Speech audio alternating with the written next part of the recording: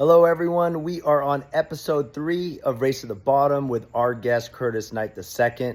He is the co-founder of Lemonicious, a natural fruit drink beverage CPG company.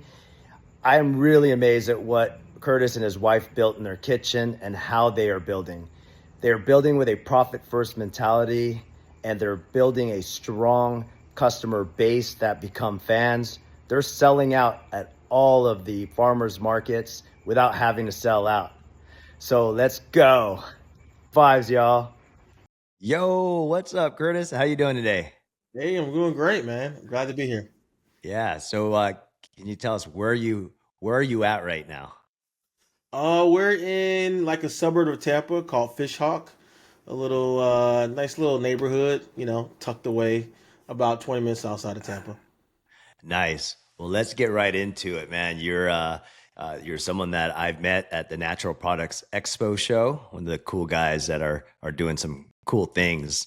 And why CPG space? I was looking at your LinkedIn, and you come from a software background. You also had a gaming company at one point, and then CPG selling Lemonicious lemonade. All natural fruit drinks made with real fruit. I love it. It really, I mean, it really, honestly, it's my wife's business, really. And it really just kind of took off. I'm an engineer, platform engineer, full time still. And so I also have my own company where I have a gaming website and do YouTube as well. That's an actual plaque. And Wait, so wait, really wait. my, Let me cut you off there. How many views is that to get a Well, plaque you, like you only that? get a plaque after cross 100K subscribers. So we're at Whoa. about like 260K right now. But Oh, this is okay. this is not about that. This is about elimination. So my wife was a stay-at-home mom for about 6 years or so. We have a 9-year-old now. And so really she just made these amazing drinks at home, and she has a Turkish background, and she would just make different Turkish teas and fruit blends and all that. And they were like so good. I'm like a huge foodie. And I know I started posting a little bit more on LinkedIn, but I have some of a culinary background doing some catering and other event stuff like that as well. So she would make these amazing drinks, and I'm like, this is so good because I was spending a ton of money on like exotic teas and different things that I was ordering, and she's like, you're spending so much money on this stuff. Like I can make something at home, and save some money. So she started doing that, and it was just amazing. So we have a good amount of like events and parties over at the house, and people would come over and they were like, "Where'd you get these drinks from? Like these are good." And I'm like, "My wife makes them." So it got to the point where people were actually she was meeting people at like gas stations and selling it by like the gallon. She was like a drink dealer around town. I'm like, honey, if someone's gonna drive 20 minutes to meet you for some drinks, then you can probably sell that. So this is kind of like coming out of COVID, and like really like entrepreneurship had that big explosion of food trucks and farmers markets and all that. And I know here in Florida, we pretty much run some farmers markets run almost all year round because of the weather. So she started just doing like farmers markets, and she was just doing it like, just by the cup, just like a little stand of drinks. And then eventually, one day she asked me like, "Hey, I have two events that's on the same day. Like, could you help?" And I was like, "Yeah, sure." So I did that, and like kind of like the rest is history. Started doing more farmers markets, but then I discovered HPP, high pressure processing, where you can have just fresh juices and fresh drinks, extend the shelf life, anywhere from 60 to 120 days shelf life, refrigerated.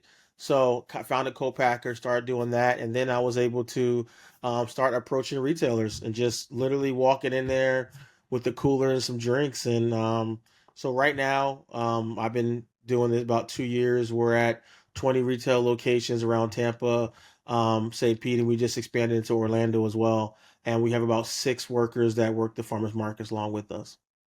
Wow. Yeah, no, I'm very lucky to have the all you can drink Lemonicious. I think we had 4 flavors at the booth at the Natural Products Expo West when we first met, and I was also blown away by the following, and it's like a cult like following of real I mean, who doesn't like lemonade, right? So, I just, I really, your path to it is, it's almost like an accident, and but you're going about it in a way that is very rare, where you're talking about being all of it natural, and there's a reason why you're only in 20 you know 20 supplier, I mean, or 20 stores right now, right? Is that so? Why? Tell me about the challenges of this space, because you are trying to bring out a product that only has a shelf life, and it's all natural. And earlier in the conversation, you said all real fruit. That's a statement to the beverage industry, where it's all crap, I feel. And like, I mean, you know what I mean. It's just not. Yeah. They don't brag about all real fruit. And I was amazed. That So was my first time at Natural Products Expo West, where everyone's showing natural, and I was like, I never even knew this was a thing. So yeah, tell me about that. yeah, this the whole idea of like Expo West being so many like healthy products, but then you read the ingredient is so much of it is chemicals and preservatives. They're just like replacing, like, oh, it's sugar free, but like you're using sugar alcohols or some other thing that's actually just as bad for your body in different ways, right? For us, it's been you know it's been really great. It's been a really great journey, and I appreciate the journey. And I know it wasn't going to be easy, but it's a different product, a different category. Like where there's nothing, there's no other product on the market like ours. Because I mean, really, we're not a lemonade, and we're not a cold pressed juice. We're not an aqua fresca. We're not a water flavored water. We're Lemonicious. Like it's just something different, and it's something that you have to experience for yourself. And so it's really hard to kind of define it for people. And when someone's like, "Oh, is this a lemonade?" Like, no. So my best way I would say is all natural fruit drinks made with real fruit, because we have more fruit than lemon. Lemon is more just for like a balance for it, like almost like when you have a meal and you squeeze some lemon just to kind of give it that lively flavor or whatever to it. So that's what we kind of use it for. So that's why Lemonicious comes from. There's lemon in all the Mm. drinks, but it's for balance, not for flavor, except for the one flavor, lemon blossom. So it's a little bit different than what's out there right now. There's really nothing out there like our product, and in order to keep that same taste, and I had this really great meeting months back when I first started doing this. Actually, maybe over a year ago, and I met with a guy, and he was kind of selling his services. He was a CPG founder, and he was selling his services of like, oh, so many hours, and I'll give you this advice and this and that. And we had an initial conversation, and he had a product. It was, I think, some kind of bar or something like that. And we were talking about how he scaled up and went to a co-pack, and how he scales up. And he's like, yeah, they're never gonna really get it right. My recipe in the kitchen, it doesn't taste the same, but that's just the way it is. And I was like, nah, like I don't buy into that. Like, no, like how it that first recipe from our kitchen is how it tastes in the bottle now. And I think a lot of people just in the industry is like, long as I can get it close, it's okay. Ooh. And it's like a series of compromises that you slowly, by the time you get to the end, it's not even the same product, right? So you're like, all right, well, I'll just add a couple little preservatives in this. Like, okay, well, all right, well, I'll just pasteurize it just slightly. Like, okay, then you're full boiling. Then it's like you're slowly losing more of your true product. And it gets to the end, and it's not the same product, and it's not good. You know, I don't I try to keep I just try to talk about us, and I don't bash or talk about other people's products, whatever, but honestly, I'm not a fan of the majority of beverages in the beverage category. Like, and I feel a lot of people feel that way because they just don't know. All you know is what you know, right? All you know is what you've had. If you haven't had better, you don't know better. Like I'm sure I told the story before that I grew up, we didn't have a lot of money, so my idea was steak. All I knew was steakums. We used to have steak. You know what steakums are? I have no idea. You know what that is? Just What is a Google steak. steak? It's like processed beef meat, like thin patties. and we would Oh, chop it up and put A1 sauce on it. And I thought that was the best thing. It was so good to me until I had steak. And I'm like, oh wow, I'm eating cardboard crap all this time. Like, but then I had prime. I'm like, wow. But then I had wagyu, and I'm like, okay, now I know this is not good. But until I had that, my range was very limited. And so I believe that really applies to beverage, where if you haven't had better, that's all you know. You might think high C fruit punch is the greatest beverage ever. If that's all you had growing up, you never had anything else. But once you have that experience that's elevated and you go, wow, now I know this is not good. And I think that's the experience that people have when they try a product and they'll go, wow, I've never had anything like this before. That's the number one thing we hear is I've never had anything like this before because there isn't anything out there like that to try, to compare it to. So once you've had that experience, that's why we have so many customers that come back and they buy more bottles and more bottles and more bottles. Then they're buying 6 packs and 12 packs. And so it's that I can't get this anywhere else. So I have to come here either to a retail location or at the farmer's market to buy it.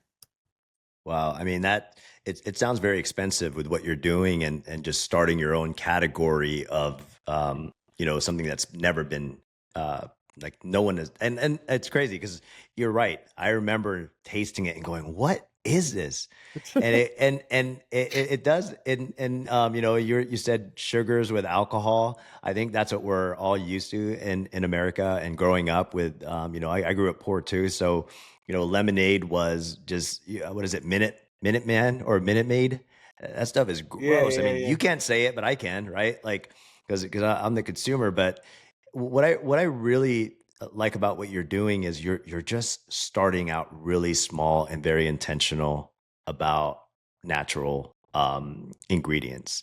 And tell me and describe how that is instead of going. I think the easy way is to do what everyone else is doing, mass producing it, losing what it really is all about in the beginning because you're using putting preservatives. And what were you saying about the pasteurizers and burning it at a high heat so that it can have a year or 2 year shelf life. Or You're not forever, or like or Snapple forever. forever stuff like. Oh, snap. Yeah, you're not going that route. And that's why you're at farmers markets. I mean, describe what that's like because it sounds like a lot of work. It is. It's a ton of work. I don't know if you saw the photo I posted when we had our van and we loaded all the coolers in, and then I showed the amount of ice that we buy like per week. I don't know if you saw that post on LinkedIn. It Yes, was I like, did. It was yeah, yeah, insane. we at least I don't know, maybe $120 of worth of ice like a week, whatever. So we do anywhere from 4 to 8 farmers markets every weekend. Wow. And yeah, it's a lot of work loading those coolers, packing it full of ice, picking it up, driving it around. Like it's a lot of work, but it's like, you know, and at some point, we're going to streamline it. We're going to have better processes. We're going to improve and grow. And like I was joking with you the other day, I want to get a truck like yours one day, right? Or a nice, a big old reefer. But we got to work towards that, right? So, I think a lot of times with brands, like different beverages, especially like they're like in a rush, like they're trying to rush to get to the stores. They're trying to rush to get on shelf. They're trying to rush like it's like go go go go go. I've raised a certain amount of money and I have to do everything before it runs out.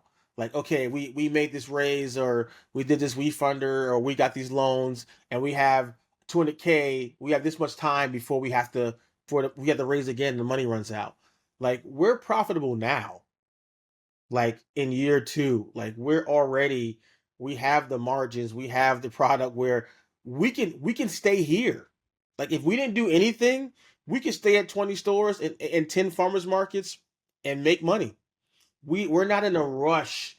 So we can take our time and we can build slowly, we can build intentionally. We're in no rush. So yeah, so that's what we're kind of doing. Like we're slowly kind of expanded to Orlando, and then eventually, we'll get out to Jacksonville, and then we'll get down to Miami, and we'll just canvas Florida, and eventually, expand it to Atlanta in the southeast, and then probably go West Coast. So we're taking our time. We're in no rush. We're profitable now. People love our product. We'll continue to build our community. We'll continue to grow our social media following, and eventually those things will work itself out as far as larger retailers. So we're in no rush to do that. There's no ticking time bomb or clock that we have to race against. No, I really love that because that the pressure's off. You're truly running it for, first thing in business is you want to be profitable, right? Like that's the only reason why we start a business is to be profitable, and some think it's just to, keep raising money. Raising money is not a business, and I don't think it's a fun way to run a business. Well, no, a lot of a lot of CPG I see like, oh, we raised 10 million and their sales was like 9 million, and we raised 20 million and sales was like, so I don't know. It seems like from an outsider or a new person, new eyes, I feel like a lot of it runs like that.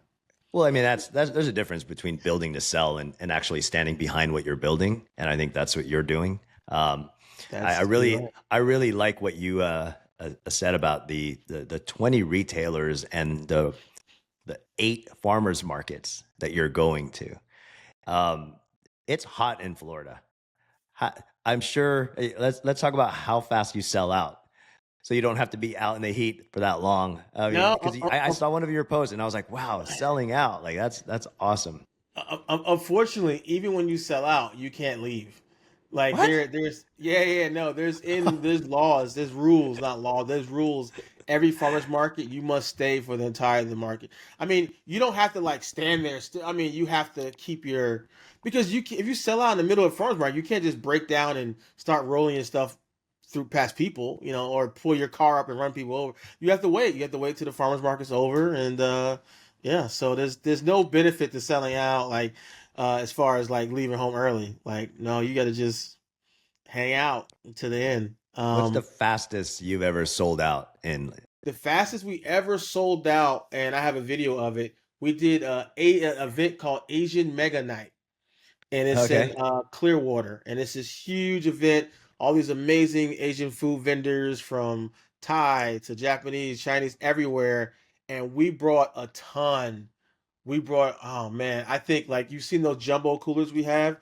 I think we Hmm. had like 4 or 5 of them.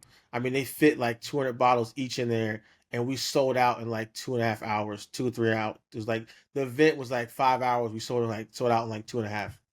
I think Wow. that was the fastest. Our we've had better days overall where we just had more and sold for longer. But as far as like quick selling that quickly, the sellout like 4 coolers in 2 hours was just insane. That was like, yeah, that was the fastest for sure.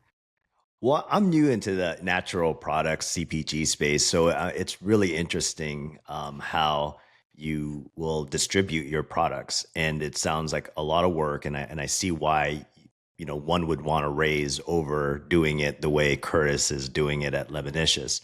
It seems very competitive. Why aren't you joining that race, or when are you going to join that race to get into the national brand space for your Yeah, products? yeah. We will, we will. So there's a lot of things we're working through, and I think it's like it's so amazing. There's so many benefits to farmers markets that we're like constantly getting feedback, not just on the product itself, but also the packaging. So I would one day I'm definitely gonna post when we get our final retail packaging. I'm gonna post the evolution of our product and just how we started, just from like a plastic cup to the first bottle with just the Lemonicious logo slapped on it, with nothing else, like no flavor, no ingredients, just the plastic bottle with a logo. And so the evolution to now to having full panel of ingredients and our brand and logos and flavor and everything that we have, it's evolved over time. And I think we're still evolving. Like we still have not reached our final form when it comes to retail and being sold on shelves. So we're just kind of perfecting that, right? Perfecting our recipes. We're still scaling. We've gone from when we first started, we were getting our produce, just from the grocery store, like Publix, and then we slowly went to Costco, and then we went to Restaurant Depot, and now we're working with farmers directly or ordering pallets of fruit. So just as we slowly scale, you got to be like this again. There's no rush. We want to be ready. So when they make those big orders, those pallet orders, like we have no issue having the infrastructure to support that. So the last thing you want to do is, I've seen so many brands die out there, right? When they're moving too fast, and they get out there and then they get hit with a chargeback, or they're not ready for this or that, or unforeseen things, spoilage or whatever it may be. So we have to make sure all of our ducks in a row before we kind of make that jump. But to be honest, I would rather, and this might be the worst strategy ever. We'll see how it plays out. I would rather them approach us. I would rather Publix come to us saying, we have so many people asking for, why is it Lemonicious sold here? I would rather Sprouts or Whole Foods approach us and ask about our product versus the other way around. Like, I want to have the leverage. And again, we don't need them, right? So if we're selling out at farmers markets, if we're selling out, and we have amazing velocities at our retail partners right now, which we do. We have in some of our top stores, we have insane sales velocities. Um, we don't need Sprouts. We don't need Whole Foods. Like, we want them to want us. And we have customers asking, why aren't you in Sprouts? Why aren't you in Whole Foods? I don't know. Talk to them. Go to them and say, hey, we want Lemonicious. So we want to be the ones to have the leverage when it comes to that. Well, I like that. And something that I understand you saying is chargebacks. It's almost when I'm looking at a brand and it looks like they're doing really, really well, and I laugh because I know what chargebacks are all about. I know what it's like to be in the UNFIs and the KHEs and how that is for a brand, and how can a small brand absorb all those chargebacks, right? And it's like I I think your strategy is amazing that you're staying small, so you could be big enough, and to the point where you're making money. I mean, that's the most important thing, is making money, and also building an organic growth and that organic following for Yeah. your organic products. You like that one? Yeah. So yeah, so that's a bad word for me. KHE, Unified, those are like cuss words. Like, I want nothing to Wait, do with them at all. hold on. You said customers, right? Like, so for No, all those that I they're like said cuss customers. words. Oh, Those are cuss cuss words. words. Those are But cuss words to me. they I would. I love what you. But I mean, I love the fact that. Okay, I'm going to twist this, because customers is exactly what they are, though. They're probably the most horrible customer, right? Because they're buying your product, and then they're going to give you. They're going to find a way to charge you back somehow, for whether it's late, and then like the Whole Foods of the world are going to want a piece of that chargeback, so they're going to allow it to happen to poor Dude, it's the Curtis. it's the biggest scam outside of insurance. It's the biggest scam. It's the biggest scam. It's just, I'm because again, I don't deal with them. Like, I've had people say, "Hey, you should apply for their new products," but I'm like, I want nothing. Like, why would I see what's happening to other people and blindly jump like into that? Like, I'm seeing, like, I'm sure your parents told you, like, if everyone jumped off a bridge, would you follow behind them and jump off the bridge? Like, no, I'm seeing you guys. Like, I'm not gonna go through that. Like, I'm gonna find another way. I'm gonna find a path around that bridge that you're jumping off of and dying. Every year, this brand's dying because of the chargebacks and all that. Especially when I heard when they were like, "Oh, you get hit with the chargeback, and they don't even charge you back for what you sold it for. They're charging back for the retail value." I'm like, what? Like, that's insane. People sending out checks. You sending out 40K worth of product and you get a check back for 5,000. Like, I want to fight somebody. Like, no, like, I feel like you robbed me, and like no, I want to show up at your office and we're gonna have a serious meeting about that. Like, that's insane. Like, that's robbery, And then there's some people in the industry that try to excuse it, and, oh, because it's this, because like, listen, like, no, I don't want to hear it. Like, again, I don't want to go down that path. There's enough people out there now that are building alternatives. So we'll continue to self distribute as long as possible. Work with some regional distributors instead. I want nothing to do with KE Unify at all. Nothing. Yes. And I hate delivering there. I mean, talk about theft, right? Like, you feel like you're getting gypped, we're getting gypped from our time. It's like wage theft, right? Mm. And in our industry in trucking, it's I know you said it's the biggest scam. I could tell you all about the scams that we run into trying to deliver into, some of the bigger retailers. Everyone thinks, oh, yeah, I delivered to this X store, that like it's something in your space. Oh, Yeah. I'm in this store. I look at me, when really they're losing a crap load of money and they're better off selling it at a farmer's market or Yeah. doing like DSD, right? Like I started to I've been really interested in DSD, delivery, direct delivery service, right? Or what is it Yeah. called? Is it DSD? Direct store delivery. This, Yeah. yep. So direct store delivery. Is that something that you would pick any day over going to a like? Yeah, of course. Yeah. Okay, Again, I don't want anything to do with K, like at all. Like I am fine. Like I've heard so many horror stories like where people have to. I mean, from other founders.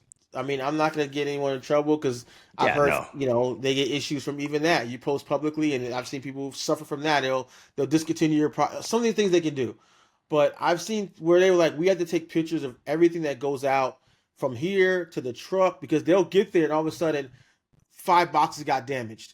It's like, or there was holes posted in this, or this was ripped. It's like that's not how it left here. Like, and that's how on the truck it was fine, and somehow it gets to their warehouse, and all of a sudden damage gets done to it. And I'm like, no, I feel like somebody's going back there with a blade and like poking holes in your stuff or something. Like I just seriously, you laugh, but I've heard so many horror stories of like people just crazy things from them, and I'm like, I want no parts of it. So maybe it'll hurt our growth, or maybe we'll find a better way.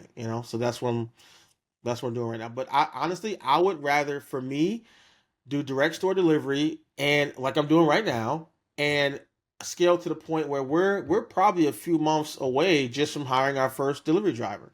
I'd rather do it myself. I'd rather we right now we have one. We've went from my little Audi to a SUV to a Sprinter van, and then probably the next one will be a refrigerated Sprinter van, and we'll go to a box truck, and then I will hire drivers. We'll do it ourselves. Like, to me, that's better. At least we control all of it versus I ship something out and I just like good luck that it gets there safely, or or I've heard people where they shipped it out on time, and then it sat in the warehouse for 30 days, whatever, and then by the time I got to the store, they're like, oh, it's spoilage chargeback, and they're like, we sent it to you guys with more than enough time.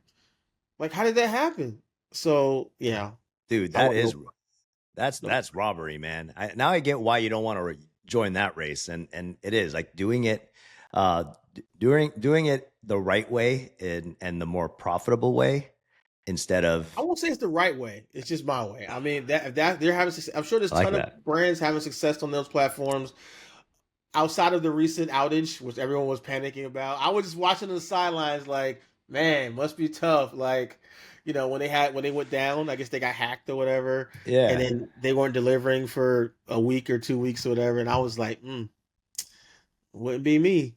Someone probably got mad of all those chargebacks and said, Yeah, "I'm gonna hack your system." I I mean, didn't think about that. right? Like I'm pretty sure a lot. Someone paid a Russian hacker to take them down. Yeah, or anyone, like, because hey, there's a lot of smart people that are in that have been, you know Screwed over. screwed over, and they're gonna get revenge. And no, so talk more about this.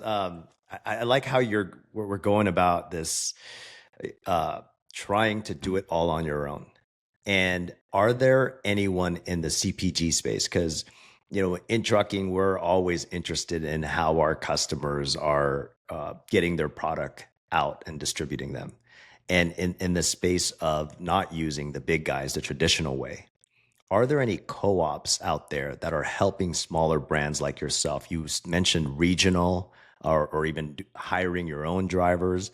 But at one point, there's 48 contingent states, and we deserve Lemonicious, man. Like, I'm gonna ask you to send me some on dry ice, or I'm gonna No, pick it up no, myself. no. We have online ordering. We have online ordering for about a year.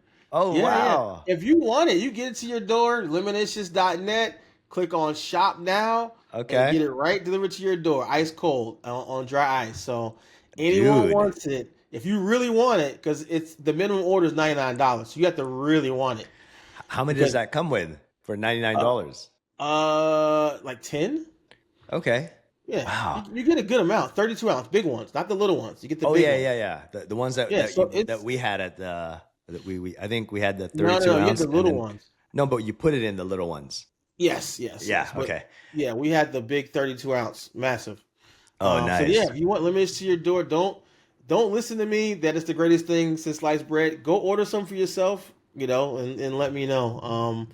But yeah, so yeah, I mean, it's really just about doing things our way and growing slowly. And there's other companies that's been vertically integrated, and there's other companies like I saw a podcast they were talking about the founder from Aardvark Hot Sauce, and Okay. how they've always did it their own, bootstrapped, and just slowly grew over time. I think she said she's been doing it 20, 25 years or whatever. So we're not looking to just like grow fast and then exit real quick to for a quick buck. Like this is really something that we're building as a legacy for myself, my wife, our kid, our son, and even now I talk to him about being the future CEO of Lemonicious and things of that nature. And he helps us, the commissary kitchen or as we need to stuff. He's 9 years old. We already got him out there. He was out there at a tasting event with me the other day, and he's the cutest little taster, handing out cups to people and stuff, and they love it. So it's good just kind of bringing your kids along and showing them the importance of entrepreneurship and hard work. Well, I'm going to drop some nuggets for you. You tax nuggets here. You could actually pay your kids. I think I don't know what the exact amount is. I think it's upwards Yeah. to $14,000 a year. So yeah, I mean, you could use that as a write off. And here's another one: when you have a succession plan, Mm, your business is worth more. really? Yeah. I'm gonna See. start taking some notes now. No, that's no, but here's the thing. I really, let's get back into the, being in the CPG space and trying to distribute throughout the whole United States. That's going to be a challenge, right? So is that even in do you look at that and how you're going to go about doing that in terms of keeping the quality, keeping everything your way, Curtis's way, right? Lemonicious's way? Yeah. Like who are you targeting? Like what retailer? Let's forget about the big guys because no one really realizes that there are other distributors out there that they don't have to walk into a Whole Foods, a Vons, a Publix, or a Sprouts. Where else can they go that you're targeting other than the farmers market for distribution? So like I said, we're gonna stay small. We really the key is to own your backyard. So we're gonna just control Florida, and like I said, we recently expanded to Orlando, and that's been very successful. And we'll do Jacksonville, Miami. So we're just gonna focus on Florida for now. Eventually, we're gonna do Georgia and Atlanta, and then we'll probably in the Southeast, and then eventually go West Coast. But how we're gonna do it, we'll utilize co-packers in that area. So we're not shipping, we're not going to produce only in Florida and ship to Cali. We'll work with co-packers that can produce our product there and then kind of distribute from there. So that's kind of how we'll cover each area. We'll find a centralized co-packer, find some local farms or farms in the area that we can grab product from. So we're to save on kind of that shipping time. But I actually, believe it or not, I have a cousin who every month he drives down from Georgia, grabs about three of the big coolers and drives back and just sells it to people in his job. Wow. He's brokering Lemonicious? He's just like he does it like once a month. Like he makes money because he taxes people, man. I'm not gonna put his business out there, but I give him the wholesale price. But he's making more per bottle than I do. Oh wow.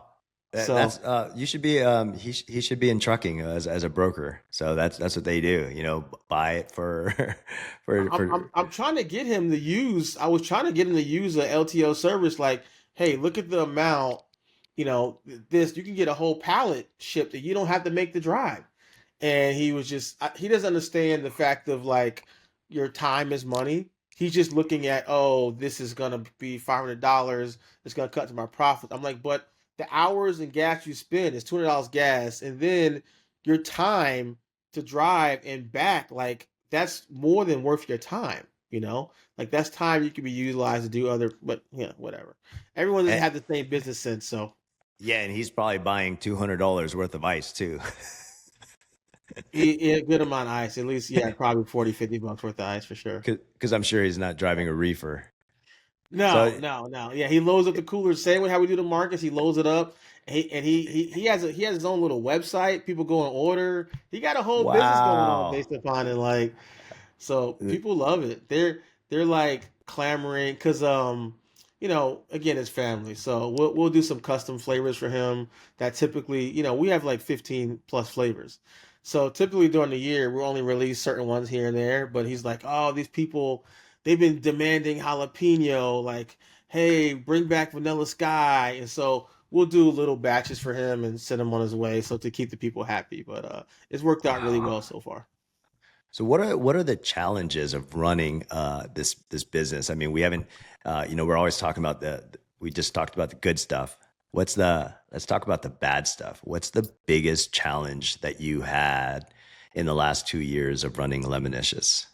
Um, well, over time it's changed, right? The challenges have changed. The challenges have changed over the years. So, starting out, it's really just getting, the formulas down and recipes down and kind of like, and then figuring out how we would bottle, like how does that work?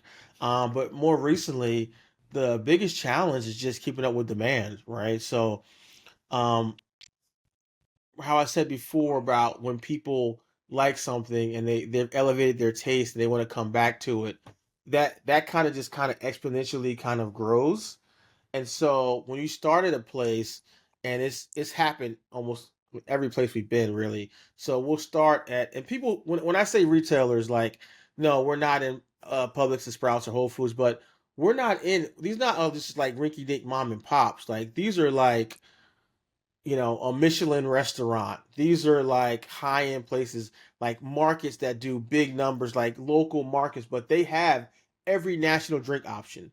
So I think some people might believe that, oh, there's some small local brand that's just no. We compete against the Olipops, the Celsius, the Natalie's, all those national products. Like we're on shelf next to them, and we're outselling them. So while I have that confidence that when we do make that jump and if we expand, I'm confident because we've been out selling them from the beginning. So once people start having that, they come back for more. So just keeping up, like we got to a point where we couldn't add more stores.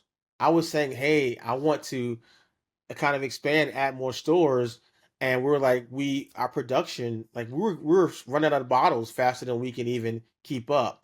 We're at our low end, like our slow stores are at 30-35 bottles a week, and that's like good in the natural premium section. At the high end we're at 80-85 bottles a week. Like we're moving product. And you have to remember, that's the one good thing about CPG and beverage, why some beverage attracts so many people, is that it's not like a hot sauce. It's not like, you know, um, some other products where it's like you buy it once a month or you buy it like people buy drinks all the time. Like you always have to drink something, right? So, so when people are buying three and four and five and six at a time, and then more and more people are buying it that way, it just really accelerates that growth. So, it's been a struggle just to keep up with demand, and it's been times where we had to say no, like we had to turn down orders when, especially when some people wanted, like, oh, I want 100 small bottles, 50. I mean, so that comes out to be like, I don't know, so they're like, hey, I want 20 cases small. I want 10 cases the big. It's like we can't even fill that order. Like we can't even. So we're trying to work on scaling and kind of working more closely with our co-packer to ramp up and meet demand. But that's been the toughest thing, is just kind of just meeting the demand for the product. Wow. I mean, it sounds like you don't have the normal entrepreneur problems where you're strapped for cash. You're going through trying to find more funding, and it sounds like you have a great problem, which it's I guess it's the fruits of your business model where you're literally starting with the profit first mentality. Well, the cheat code, and I'll give it out because Yeah, and give the it's not cheat going to code do to it. all the other CPG brands that are struggling out there trying to make it all big and just see what happens when you go The cheat small. code is the farmer's market. The cheat code is the farmer's market because I'm selling D2C, and a lot of them sell D2C online. But then when you cut into the shipping and all those other things, I'm selling D2C to the person right here. So I don't have to pay shipping.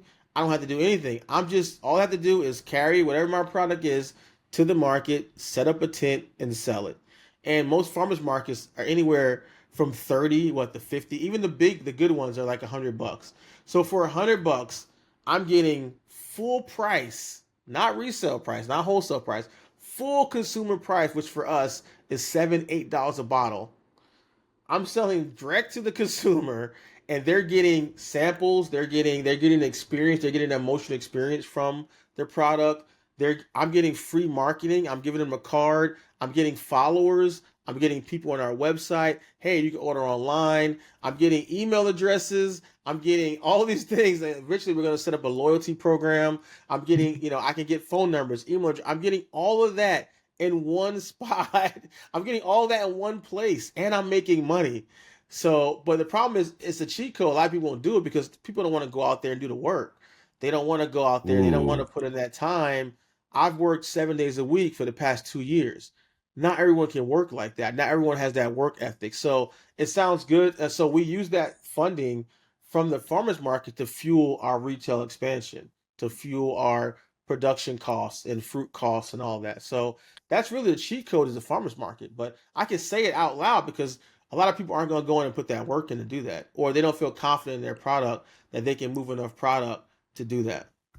They do it by trickery and money and marketing. They You know, do it by it, they do it by amazing pitch decks that get people yeah, to give them money. no, it's. I love that you said that. That you're you're you're not having like no one wants to do the work. And it's so true that the hardest part in any business is the work. I think they run away from it. And you said earlier, this is a part-time thing, man. Like you have a regular job. You run another, I mean, that's why you have that YouTube plaque. You have a game, like you're running three businesses basically, and then you're running a household and you're still out at the, what's the weather right now in Florida? 100 everything. Okay, 100 everything, and so you're going 100 on everything, 100 on all your businesses, 100 on everything, and you're out there handing out cards, handing out samples, building a business the way no one else wants to build it, that's dude, that's amazing, man. Like more It's it, CPG brands should listen to Curtis. it's But a I've been lot following a easier. lot of the natural products, CPG brands, and Yeah. I feel like the owners do have that. Everyone has that mentality where they're proud of what they're bringing out to the market, and they'd rather do it the slow way than have than having the fame. I think going to that the purpose of really running a business that's providing a good product and doing it the hard way. Yeah. I mean, whatever makes you successful at the end of the day, that what works for you. Everyone has their own path. I don't judge anyone. And I know it's hard, regardless what path you take is hard, right? Um, so this is the path that we've chosen, and it's been working so far. It's gonna take longer, but I think in the end it'll pay off. So what's the plan for the future? I mean, are you gonna is this the escape from corporate America? Man, if I can quit my full time, it's over. Watch out. Like it's over. It's over. If but the problem is that, as an engineer, that's a pretty decent salary to replace. So we're Yeah. not there yet, but eventually we'll be there because a lot of it we invested right back to the company until more product, more. So as we continue to scale, as we get to a certain point, and that's the one great thing about when you start, and you probably know this, when you start talking about real fruit and produce, like the more buying power, the more you can really drive that price down. Like, because for a time I couldn't figure. I'm looking at these juice companies, and I'm like, how are they selling this for $4 a bottle? I'm like, it has like all fruit. I'm talking about cold pressed juices companies, and shout out to Happy Moose Juice and Ryan. He's been a big help, kind of helped me through and talking to me, almost a mentor to talk to about CPG. And I was just trying to like, how are they doing? How do they sell it for so cheap? And then as we start to scale up and we start to seeing like, oh, like, so if I buy a truckload of blueberries, it's only, 80 cents a pound versus like four, like, oh, that's how it's happening. Like, okay, like now I get it. Now I can see how once you get to those economies of scale, like everything is so much cheaper. So it's just that, can you grow your business to get to that point? And that's kind of the path that we're going. So I definitely see the light at the end of the tunnel, and it's a lot of hard work. It's a lot of hard work, and I tell my wife all the time when we're like really like, like the other day, last weekend, I had a market in Wiregrass area in like Tampa, and then that was from I had to be there at 7. So that was from like 9 a.m. The market's like 9 a.m. to 3, and then I do a beat all the way down to Orlando, and did a night market that lasted from I think it was like 7 to 11, 7 to 10 or something like that, 6 to 10, and then came back home, back up to Tampa. So it was I didn't get home till like 12:30. So in those times when we're like, man, this is rough, it's like when we look back 10 years from now, we're gonna laugh at that. We're gonna laugh at those struggles, those times, those hard, like, man, when you put that work in, but we in the end, when we're sipping Lemonicious on the beach somewhere, we're gonna look back and be like, man, we're glad we put that time in and it was worth it. Man, that's awesome. I got to talk to Ryan. Is it Ryan from Yeah, yeah, Happy Moose? Ryan, Happy Moose Juice, yeah. Was he at Natural Products He Expo stopped West? by. He stopped by the booth. They He sell the ran up. kombucha, right? Is that the No, no, no, kombucha? no, no, no. It was he does like cold pressed juices like apple juice and orange juice, and he does like some lemonade drinks. He's big on Cali. Well, you're in Cali, you should know Happy Moose Juice, man. He's huge No, in LA. you know what's funny? There's this brand that I used to think was then I it's a scam. It was Press Juicery. I don't know Oh, if I you heard know. about that. So I check read that this whole out. story. No, I mean, I didn't even know about this because I used to go, oh, pressed juice, that's awesome. Because I remember how I was all into juicing at one point. I bought this Yeah. juicer and I bought all this fruit. And I'm like, man, this is expensive. Like you were saying, it makes, and then I have to clean it up for like 3 hours. I was like, oh, hell no, right? So Yeah, because when, when you're buying the fruit from the supermarket, it's like yeah, it's not it's even worth it. expensive. Yeah. It's So expensive. I was like, man, I went and tried this juicing thing. So I saw Press Juicery and it was so funny, man. I was like, and they were just new. And I was like, so where do you guys juice it? And I'm trying to like look back. Is there a place where you guys juice it? And because they come in those pretty plastic bottles, just like Yeah, your yeah, yeah. Lemonicious. But I was like, dude, it's all apples in there. I mean, there's no real juice. It's sugar, right? It's all Yeah, like yeah. it's not Um, pressed juicery. no, no, It's not pressed I juice at read that. all. I'm like legit obsessed with failures.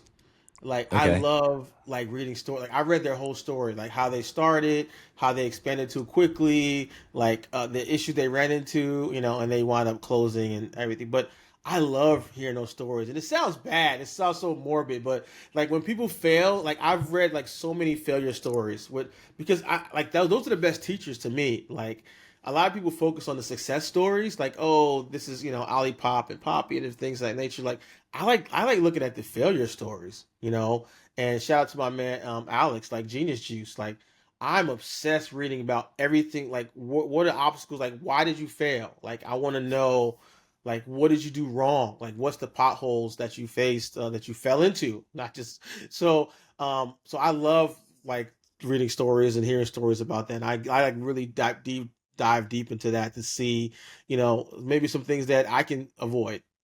So Yeah, no, that's a good way to go about business. You don't need to cross that road when someone else got hit on by that, truck. on that, yeah, by a truck by that on that street. But one of the things I actually learned recently was Charlie Munger.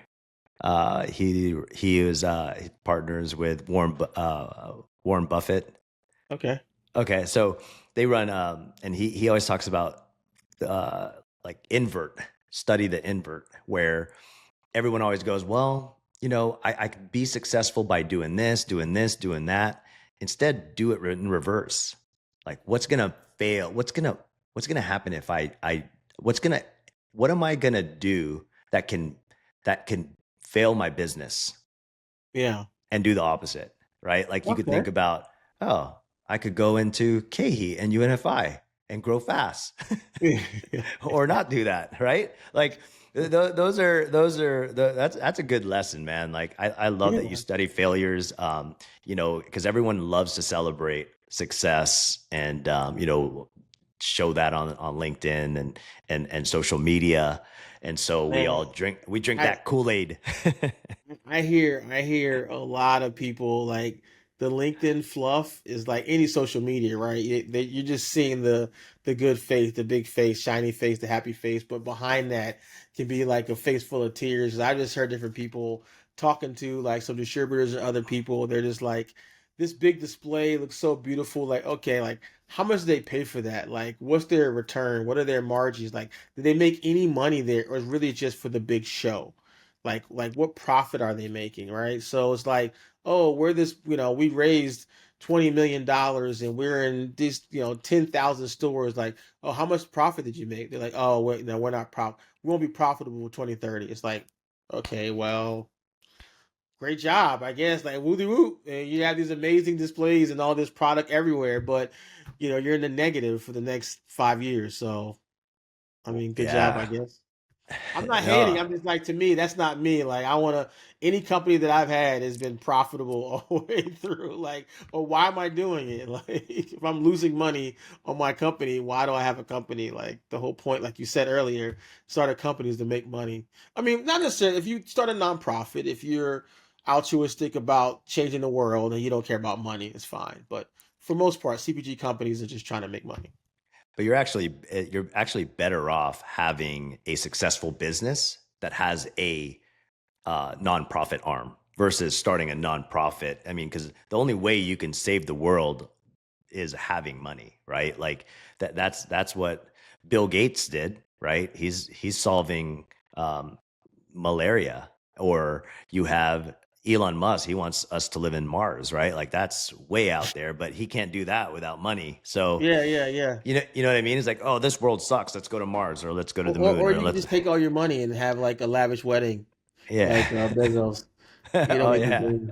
You don't need to Well, do he anything. wants to also go on a rocket ship too. Like things that were like, Yeah. wow. I mean, it takes money to do all that, but like again, it's it's at the end of the day, it's all about the business has to be successful, and that means profitable. That means where you're actually not losing your soul at the same time. And I feel like you're going that way, man. Like I'm learning a lot about CPG and the mentality behind it, and talking to you from, I'm learning so much about what it takes to be on that national stage, or I at mean, Whole not Foods or not for me. Erewhon. I, Yeah. I am I am a baby. I am a newbie. There is a lot better people to talk to about industry that's been around. I'm just, but which might be an advantage, right? I have a new set of fresh set of eyes coming into it because I'm seeing some things that just don't make sense.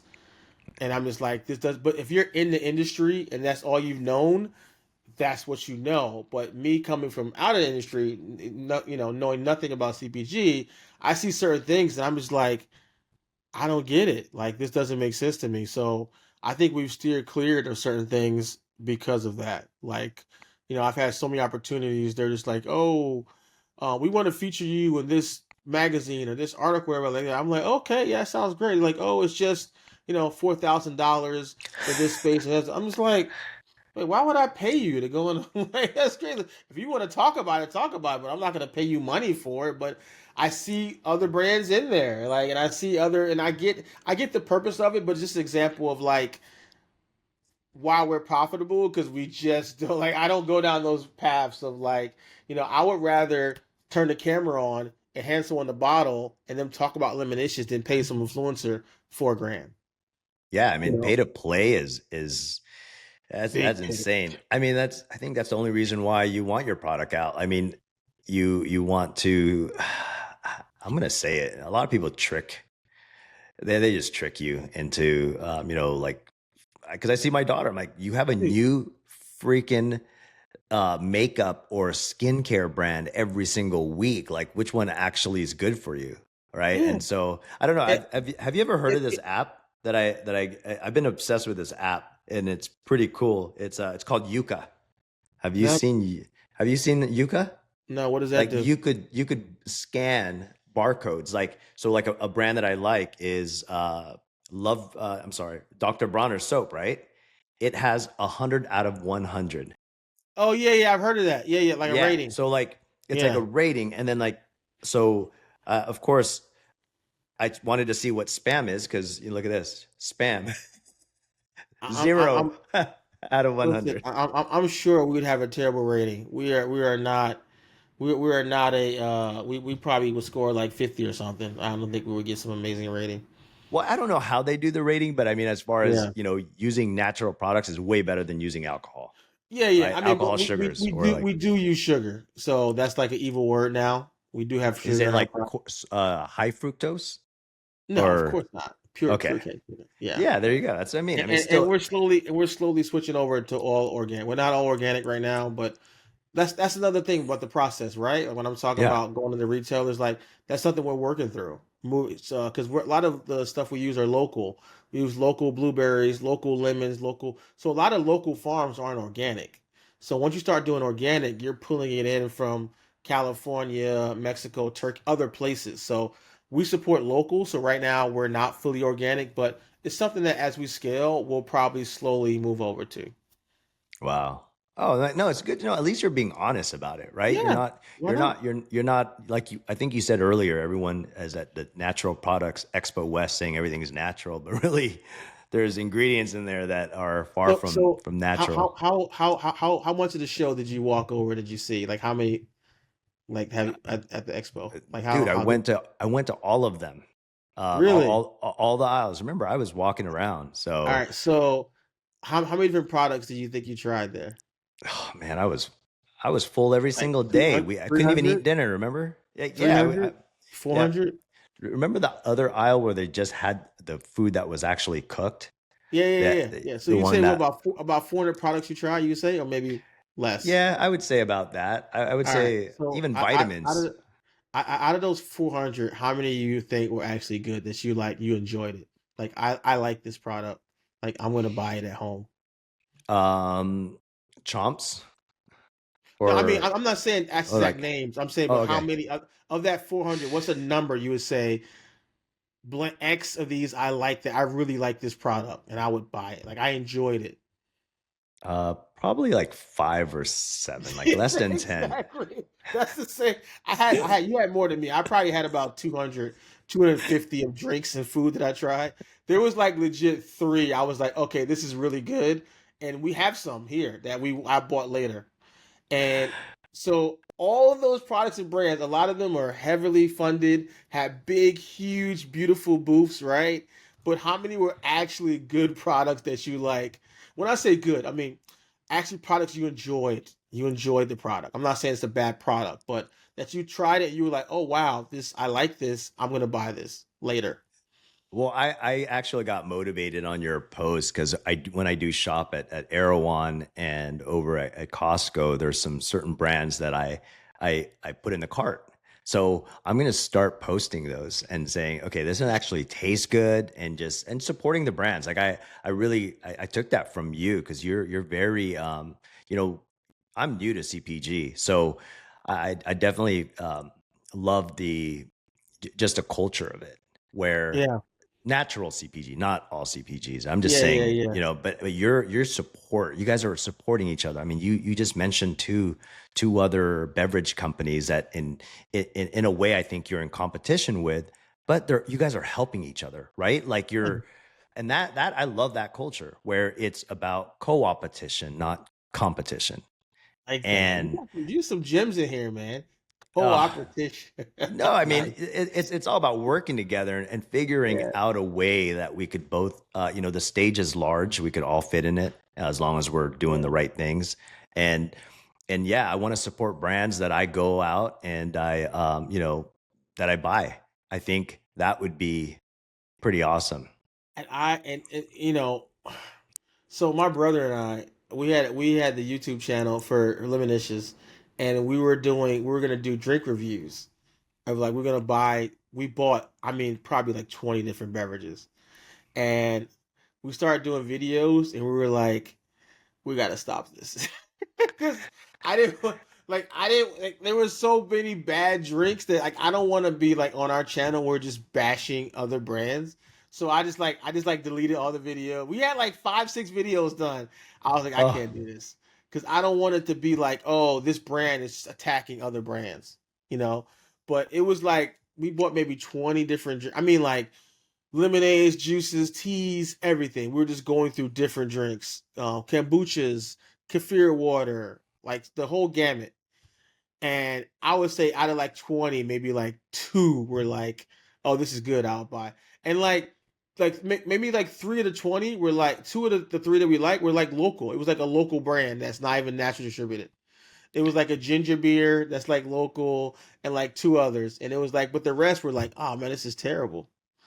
well, So dude, I'm just shocked how many terrible beverages brand terrible tasting. I'm not sure they might give you mushroom benefits or they might make you grow antlers or fly wings. I don't know, but as far as the taste, it's not good. well, like it's hard. It's they're great at marketing. Sometimes that's what wins. And you could get past the taste if the marketing is great, the story is awesome. But sometimes it is all about like, uh, what's real, and that's what I see coming from you at Lemonicious is that you Yeah. want something that you can enjoy, the And taste and. sometimes it catches up to you. I mean, look at Prime. My son was going crazy for Prime 6 months ago. We had like 20 Prime bottles in here, and then now he's like, eh. After Ah, like the fad wears off, doesn't taste amazing. He's on to on to the next one. I mean, yeah, yeah, the yeah, yeah. it's everyone has a short attention span, or you got to constantly keep marketing to them. Versus, I always go back to what's really good, no matter what, and so we're running out of time here, and I just wanted to, thank you so much for being on this show and explaining what it's like to have a CPG company, a baby startup, and just talking about the Yeah, the, the it goodness and didn't the challenge. it didn't feel like a show. It felt like we just chatting it up. You know, I always enjoy talking to you, my design buddy. Yeah, You yeah, know, I'm into interior design and all that, so yeah, we should do a design show one day, separate. yeah. No, it's funny. Like everyone goes, "You're in trucking." They think I should be in fashion or something, but it's You pretty should, cool. man. Seriously. Yeah. I mean, that's people say it all the time. Like, I'm in IT, but they're like, oh, you know, they're always surprised about things that men typically aren't into, whatever, as far as cooking or design or whatever. So, hey, man, Well, just got to be man, different. Curtis, I love how you're so positive, and erasing those videos to bash on people is probably not the best way to bring your product to market. But I love that you changed your mind on that, because it's Thank you. literally all about and I see from your posts, man, you're very positive at what you're posting and supporting other brands, and that's the culture that I and kind of humans that I you know gravitate towards and want to be friends with. So appreciate that, man. Thank you for So having me. thank you.